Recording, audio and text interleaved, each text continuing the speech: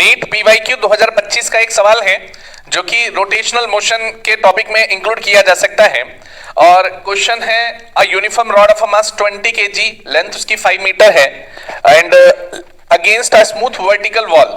तो let's suppose मैं यहाँ पर एक वर्टिकल और एक हॉरिजॉन्टल वॉल बना देता हूँ और इस वॉल में कहा गया है कि एक ये हमारे पास यूनिफॉर्म रॉड है, इसका मास हमें 20 kg ऑलरेडी गिवन है, लेंथ इसकी 5 मीटर है और एंगल जो बोल रहे हैं वर्टिकल से एंगल बोल रहे हैं 60 डिग्री, मतलब ये वाला जो एंगल है ये 60 डिग्री होगा, एंगल सम प्रॉपर्टी से ये वाला एंगल 30 डिग्री होगा।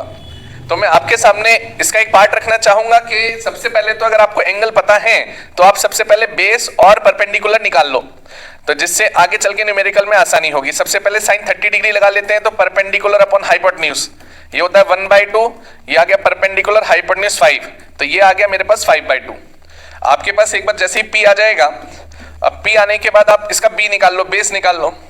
अब बेस के लिए लगा दो cos 30 डिग्री, तो बेस अपॉन हाइपोटेन्यूज √3/2, हाइपोटेन्यूज आएगा मेरे पास 5, तो 5√3/2 ये आ गया हमारा बेस। तो बेस आ गया 5√3/2। ठीक है, स्पेस थोड़ा कम है इसलिए मैं यहां पर इसे मिटा दे रहा हूं।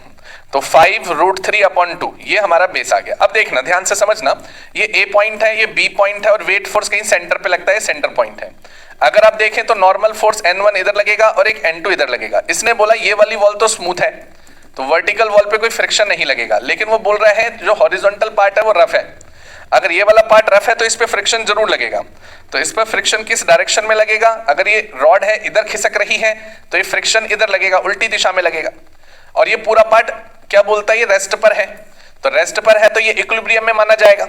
अगर ये इक्विलिब्रियम में माना जाता है तो ये जो हॉरिजॉन्टल फोर्सेज है वो बराबर हो जाएंगे। N1 जो mg के बराबर हो जाएगा और जो फ्रिक्शन है वो N2 के बराबर होगा, जो फ्रिक्शन है वो N2 के बराबर हो जाएगा। इसका अर्थ ये हुआ कि हमें N2 की वैल्यू फाइंड आउट करनी है और मेरा आंसर आ जाएगा। तो शुरू करते हैं N2 के लिए। इसके लिए हमें रोटेशनल इक्विलिब्रियम लेना पड़ेगा किसी भी एक पॉइंट पे, A B C। मैं B पॉइंट पे ले लेता हूं, आंसर सबसे सेम आएगा। B पॉइंट पे इसलिए ले रहा हूं क्योंकि ये नॉर्मल फोर्स कैंसिल हो जाए, तो टॉर्क ड्यू टू B ये N1 मेरा 0 हो जाएगा। N2 घूमकर B पे आने की कोशिश करेगा, बॉटल का ढक्कन बंद हो जाएगा, क्लॉकवाइज में पीने को पानी नहीं मिलेगा तो नेगेटिव, तो क्लॉकवाइज में नेगेटिव होता है। तो N2 इनटू, अब ये वाला परपेंडिकुलर डिस्टेंस है 5/2।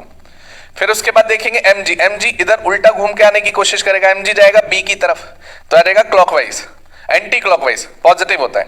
तो m इंटू जी, इसका परपेंडिकुलर डिस्टेंस 5/3 का आधा, 5√3 डिवाइडेड बाय 2 का आधा, तो ये आ जाएगा 4 = 0। अब आप देखेंगे यहां से N2 की वैल्यू आप आसानी से निकाल सकते हैं। तो मैं ऊपर का पोर्शन रब कर देता हूं और N2 की वैल्यू अब हमें चाहिए और N2 ही F के बराबर था। So now -N2 -N2 5/2 plus mg, मास है 20 किलो का, g है 10, देन 5√3/4 = 0। तो जो N2 की वैल्यू होगी बाय द कैलकुलेशन वो आएगी 100√3 newton. You can check it.